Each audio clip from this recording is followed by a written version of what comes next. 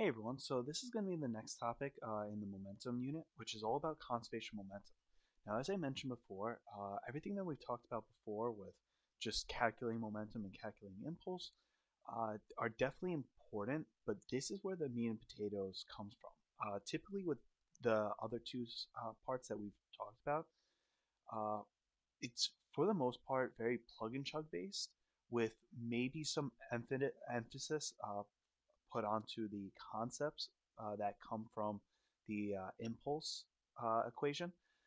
But besides that, it's really nothing too crazy. This is actually the only part where it can get a little hairy depending on what information is given to you. All right.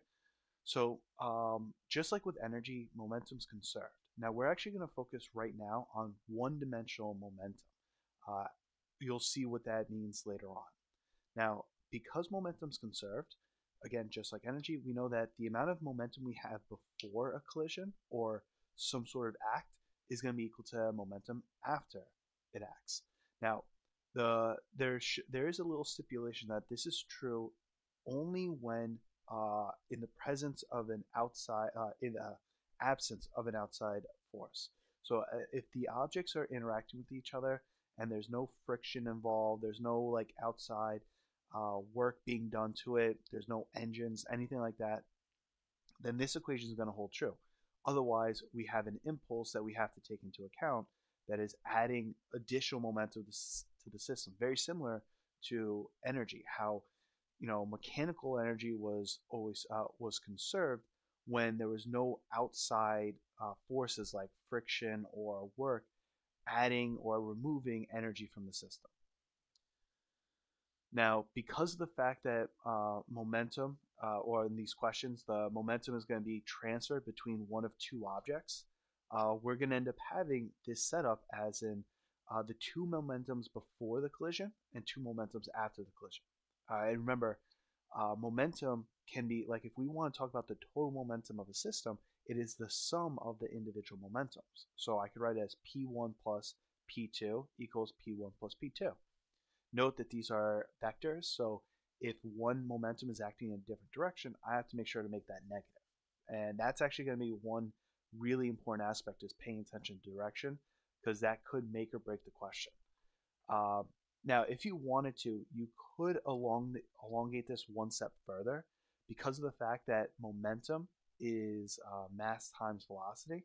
I can then say that it's m1 v1 plus m2 v2 for before the collision, and then m1 v1 plus m2 v2 after the collision.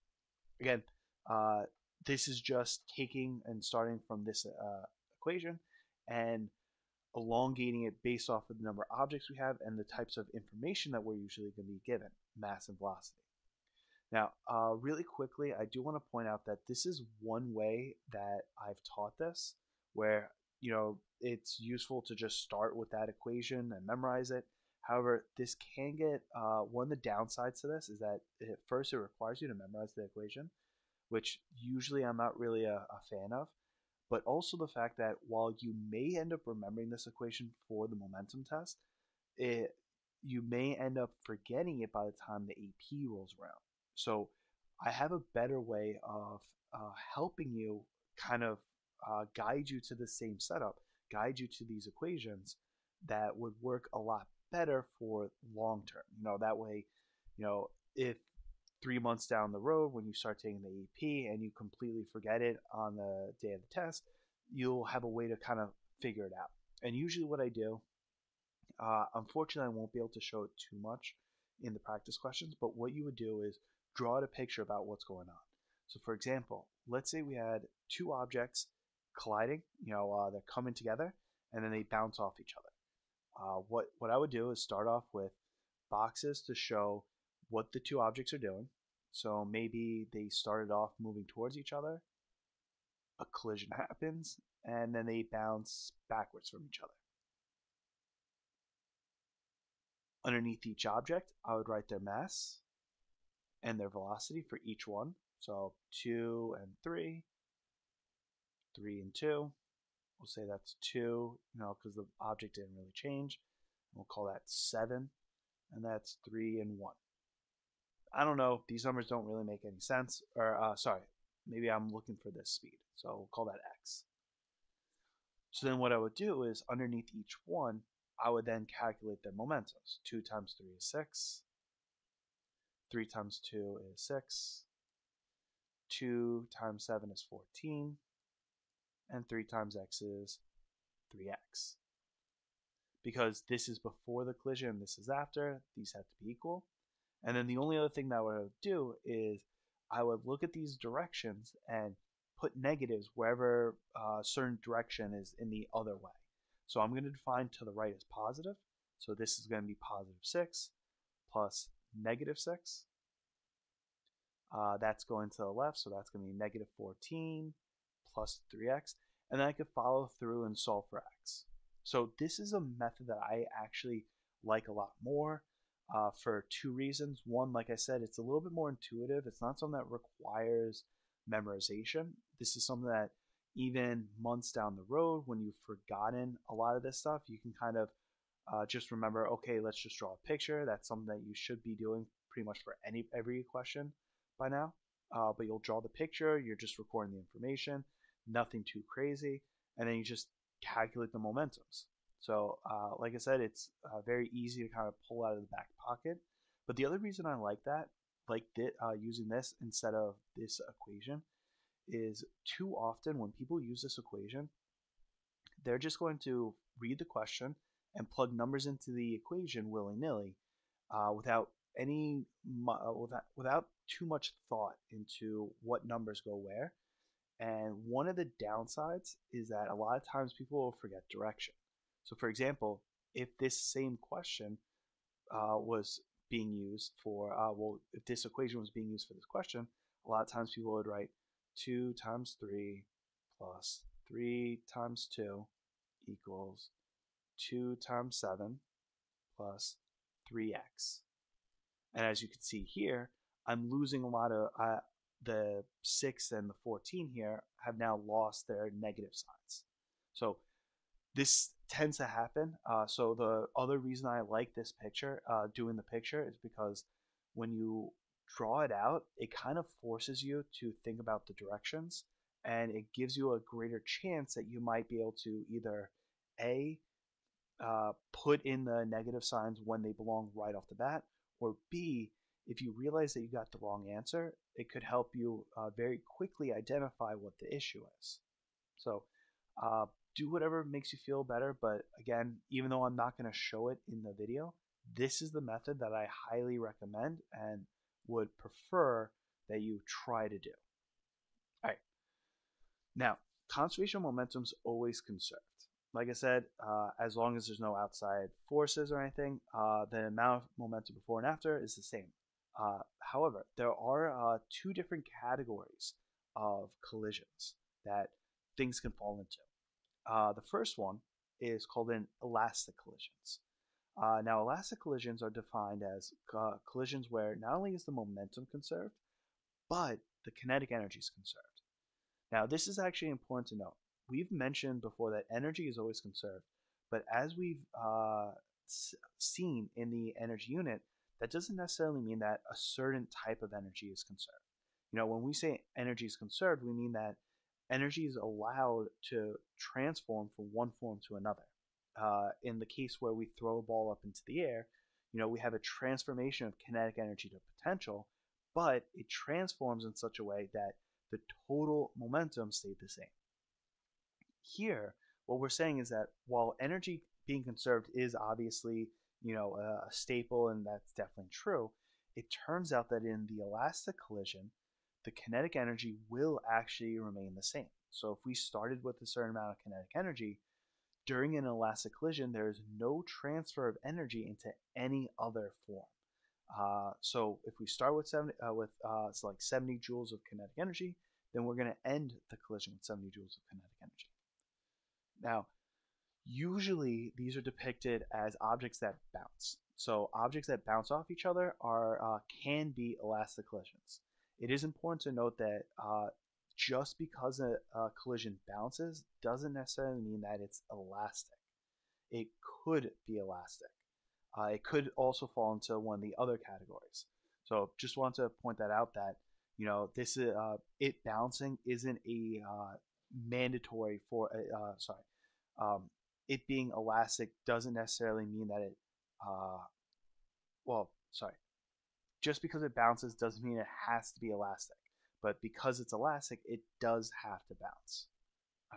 I need to make sure I organize that phrasing properly. Now, typically, elastic collisions are considered as ideal collisions, meaning that they don't really happen in reality.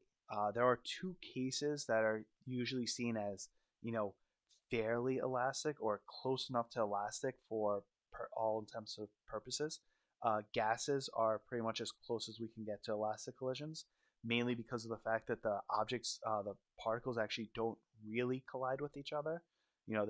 They do interact with each other, and that will just cause them to kind of veer off in a way that their kinetic energy doesn't really change, but they're not really actually hitting into each other. That actually is important. uh, Billiard balls, they're probably the closest to large objects that we could actually see as being fairly elastic, but again, they both of those are technically still not perfectly elastic. Oh, yeah, so that's the other thing. Now, one thing I also want to mention, another staple of elastic collisions, again, kind of like the idea that just because like that all elastic collisions will end up bouncing.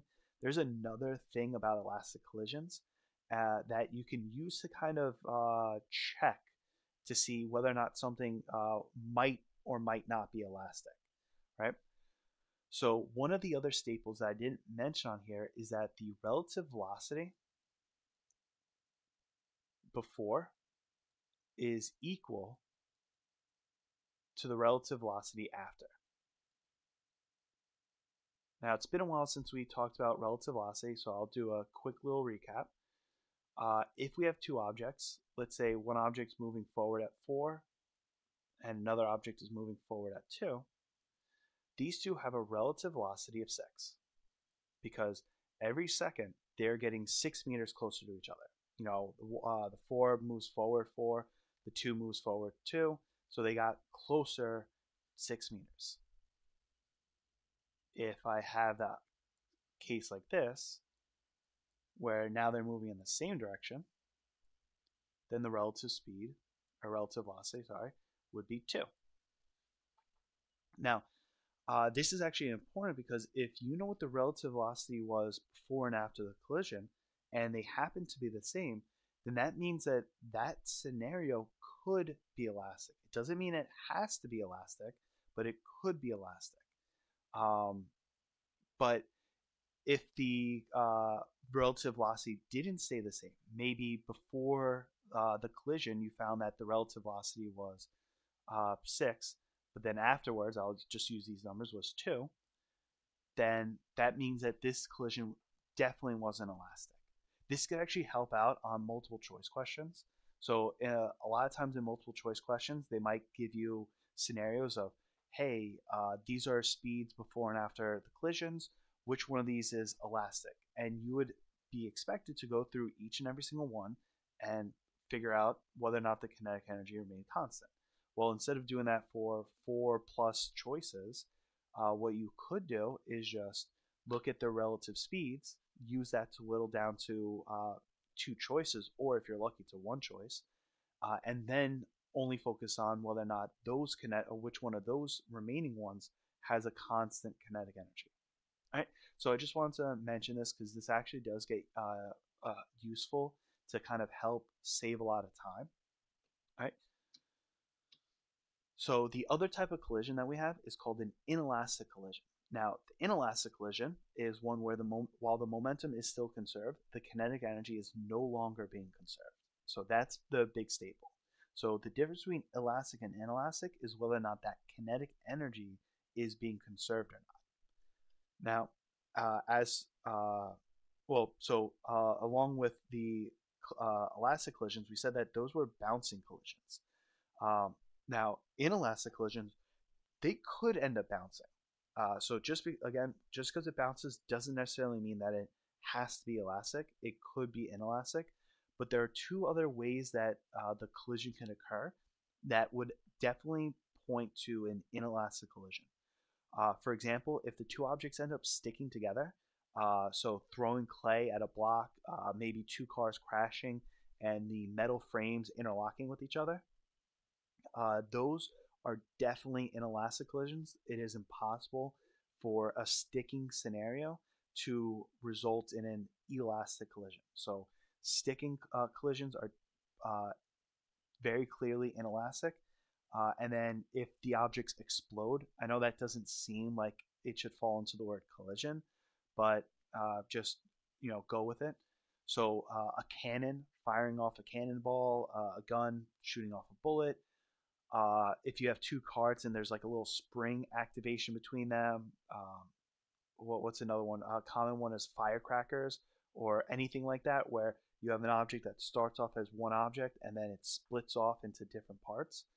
Um, that is another very clear inelastic collision, because in those cases you could start with no kinetic energy and then have the objects gain kinetic energy through the um, whatever is causing the explosion, whether it's the potential energy in the gunpowder or potential energy located in springs or something like that.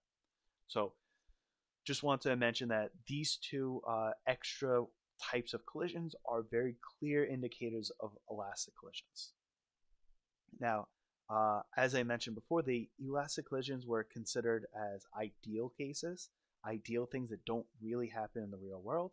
So what that kind of implies is that every collision, real life collision, is considered inelastic, because there's always going to be some sort of energy being lost to something. When two cars collide, there's going to be some energy being lost to the sound. Some energy is going to be lost to the materials flying off as debris. Some energy is going to be lost to heat and internal energy. See, when the objects collide, it actually causes the molecules to vibrate. So some of that kinetic energy that the objects have are dissipated into the molecules inside of it. So that's actually why I mentioned before that billiards, because they do end up actually physically hitting each other, while for the most part fairly elastic, are still technically inelastic, because when they collide, the molecules in the billiard balls will actually start to vibrate, taking a little bit of kinetic energy away from the two balls essentially. So in real life, every collision is technically inelastic.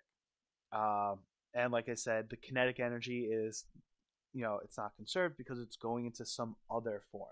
It could either, in the case of explosions, it could be coming from potential energy. It could be coming from some sort of work or something like that. In the case of it sticking or even the bouncing, a lot of times the kinetic energy is going into the form of internal energy, sound, dissipated energy, whatever you want to call it. All right. Now, because of the fact of the inelastic collisions being kind of more focused towards sticking or exploding, we can actually take those two that equation that we had before, and get two more equations. For the most part, they're the same equation. In the case of sticking, we start off with two objects and then we end up with one single object. So their final velocities will be the same. In the case of exploding, it's the reverse. We start as one object with a shared initial velocity, and then we end with two objects.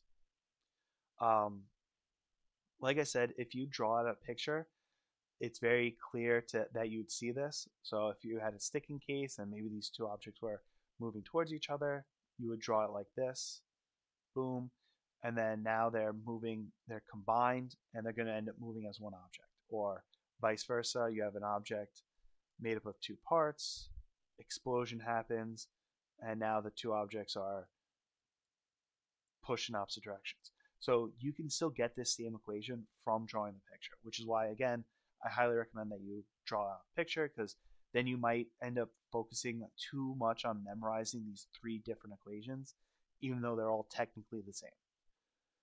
Now, one thing that is definitely important is that, oh, sorry, I wrote down circled the wrong one. It's this.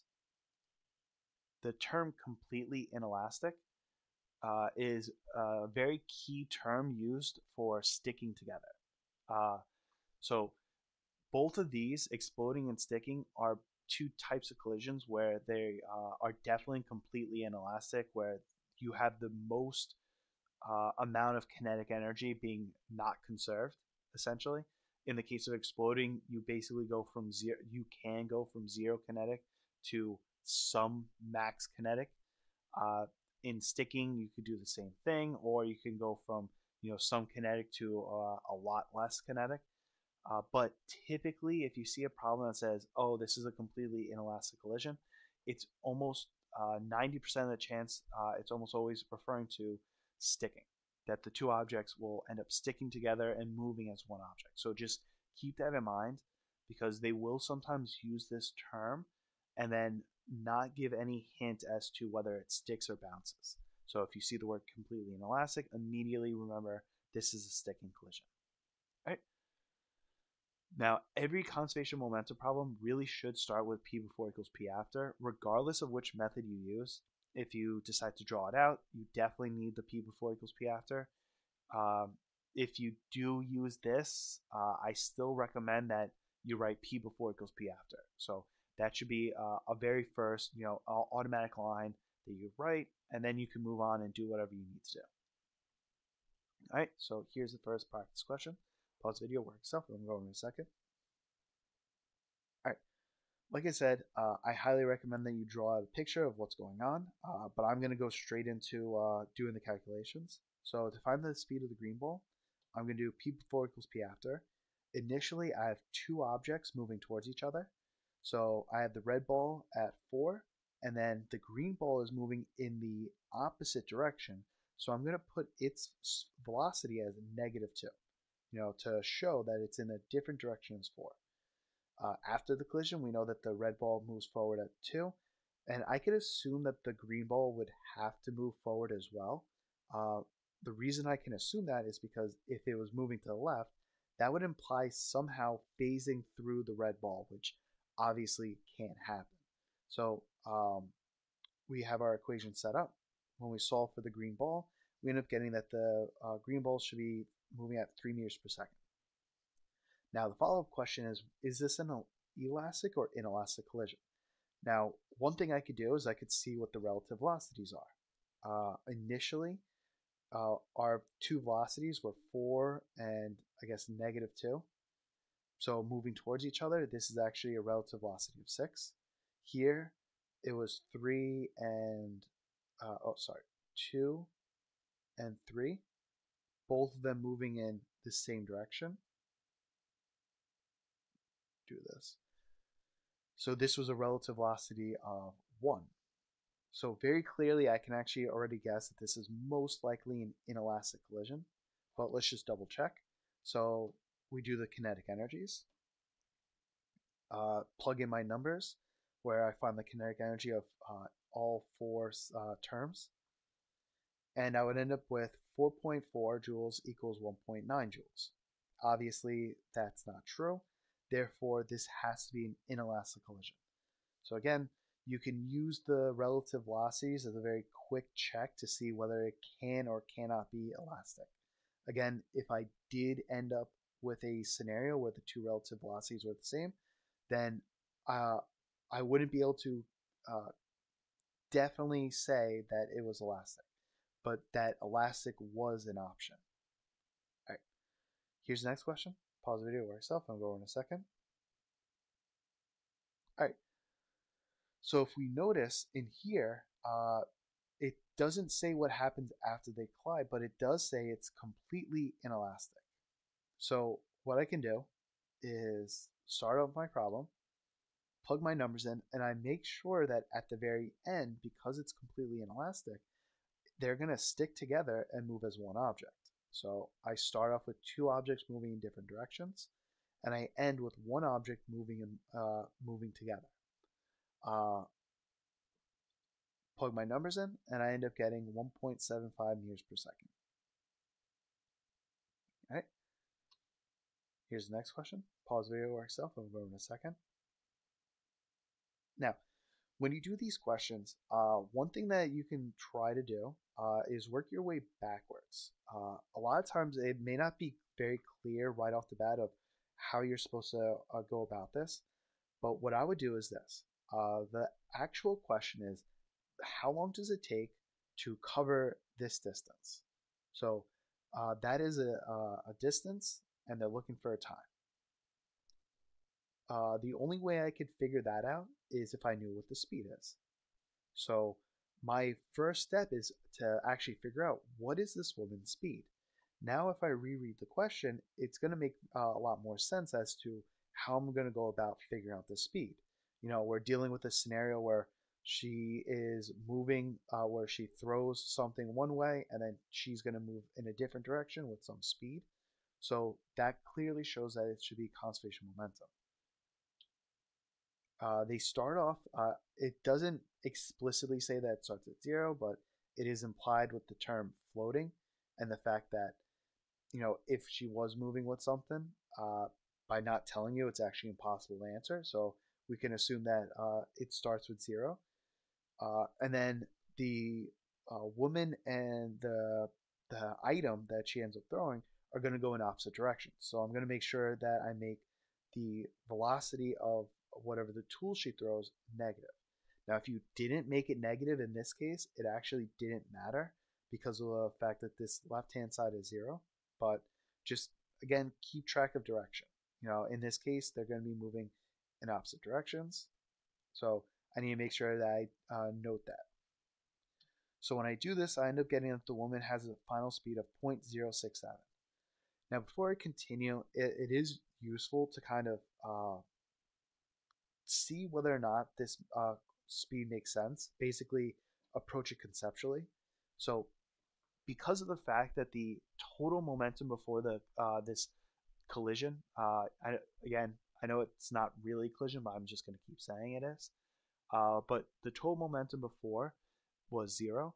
That means both the woman and the tool have to have equal and opposite momentums. One would have to have, let's say, 100 momentum in one direction. The other one would have to have negative 100 in the other direction.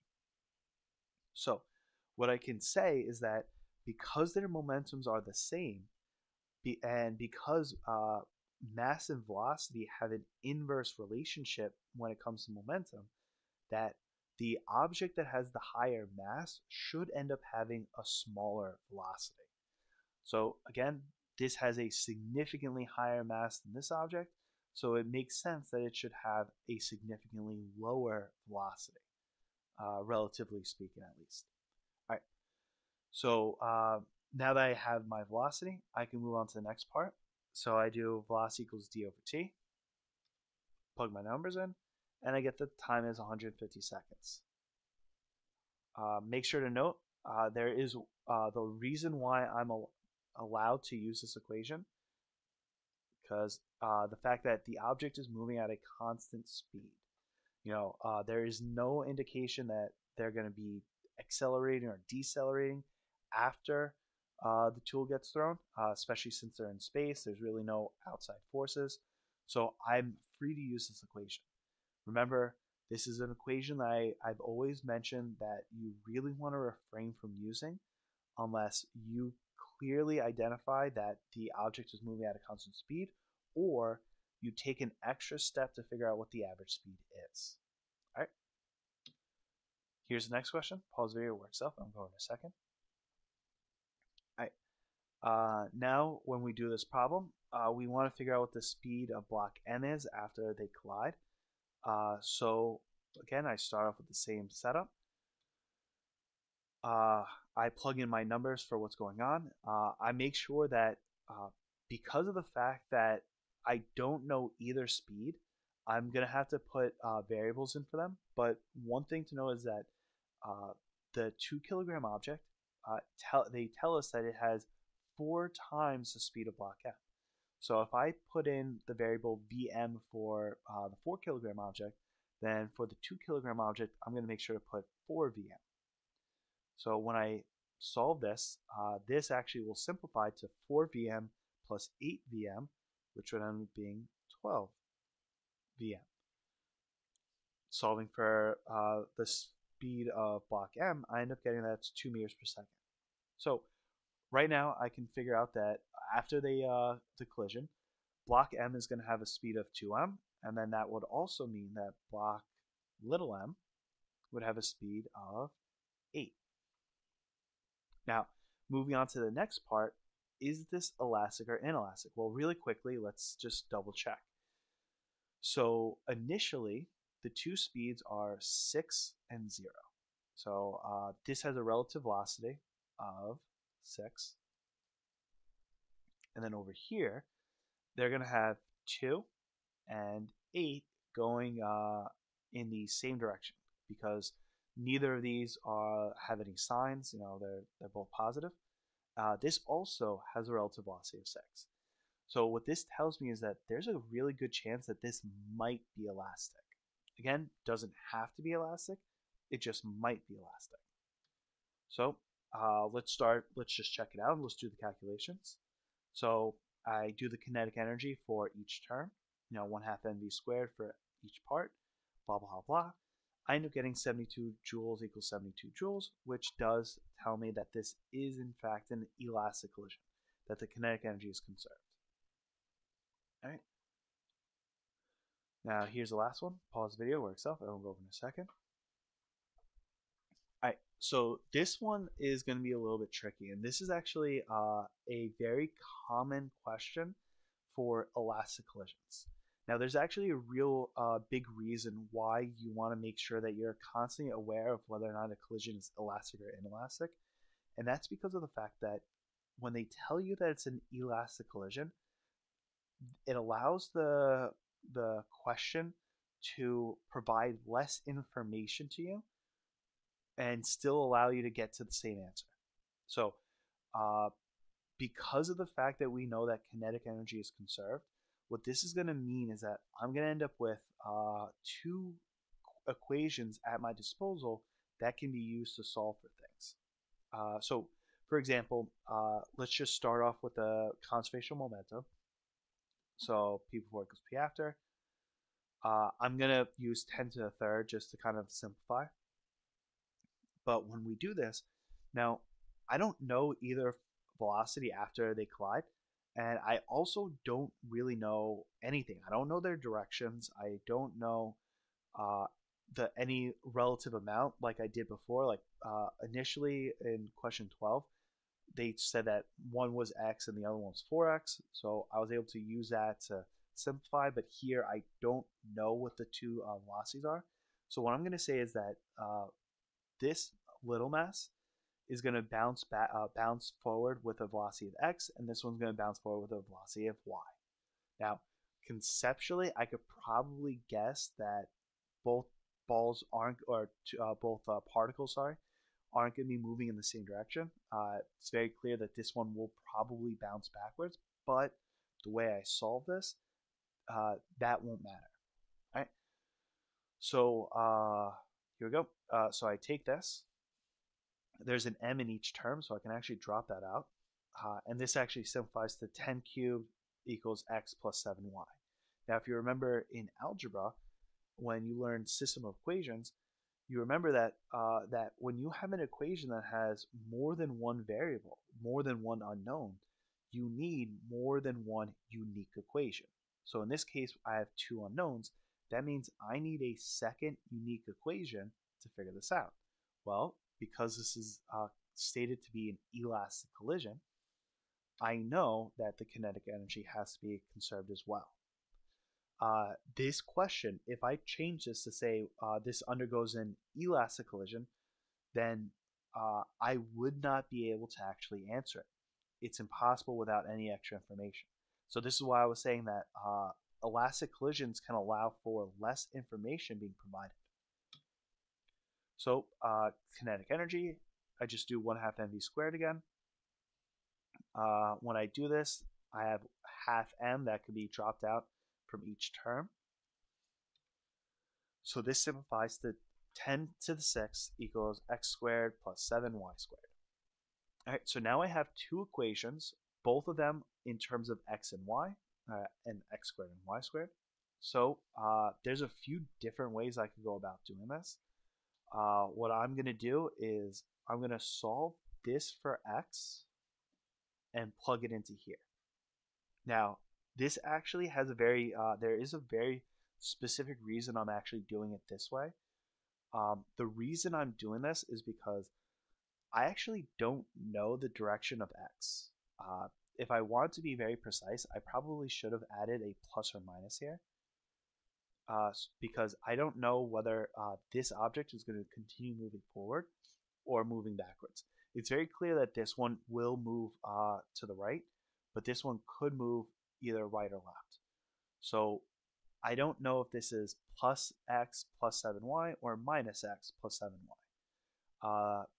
Now, because of that, normally what I would have to do is I'd actually have to do both calculations and then see at the very end whether or not it's, which one actually satisfies the equation, satisfies the conservation of momentum and conservation of kinetic energy. But because the kinetic energy equation actually has me squaring x, it turns out that by doing this, uh, it's actually going to get rid of that plus or minus factor. And it will turn out that it actually doesn't matter. If I try to solve this any other way, I will end up getting the wrong answer because of this. So, for example, one way that you could have done this is that you could have squared the 10 cubed and the x plus 7y to get a quadratic, and then set that equal to x squared plus 7y squared. But if you have the wrong sign on x, then you will definitely get the wrong answer, and you may not realize that unless you do a check. So I just wanted to point that out, that uh, what you might want to try to do in these elastic cases, if it's not clear whether or not the two objects, what direction they go, you might want to try to identify the object that could go either way and then solve for its speed. So if the scenario was reversed and the 7m object was the one that was actually moving, uh, I would have actually put the plus or minus on the 7y, and then solved for y rather than solving for x, even though it probably would have been a lot messier. So with that being said, I take this 10 cubed minus 7y and I plug it into the x part where it's going to end up being squared. So I expand out this quadratic. I have a 10 to the 6 on both sides, so that's going to drop out. And then I have a 49y squared and a 7y squared that I can add together. Oh, I'm also going to move the 14 10 cubed times y over to the left-hand side. There's a y on both sides that I can drop. Now I can divide the 56 over, and I'm getting that the velocity of the lithium nucleus is 250 meters per second. All right. Now, even though we found this, it is definitely important that we check. Like I said, just there's a good chance that because of sign issues, you might have actually used the wrong sign, and if you use a slightly different way of solving this, there's a really good chance that you probably ended up getting this wrong. So let's just double check and make sure that everything's kosher. So let's actually start off with figuring out what the speed of this object is. So the momentum's conserved. I plug in the 250 for the lithium nucleus, and I get that the proton ends up moving with a speed of negative 750. So again, right there, I can already see that my direction was in fact in the wrong sign. That should have been to the left, so it should have actually been negative right from the start. Now let's verify with the conservation of kinetic energy equation. So again, we had this equation set up. So I'm just going to plug 750 in for x and 250 for y. When I plug my numbers in, I end up with this. 10 to the 6 equals 10 to the 6. So right there, I can already see that that held true. All right. And that's it for conservation of momentum in one dimension. What we're going to talk about next in the next video is conservation of momentum in two dimensions. And then we're going to also follow up with another weird application with conservation momentum that doesn't seem like it might work, but actually is another very common use for it. So if you have any questions, feel free to let me know. Otherwise, good luck and have a great day.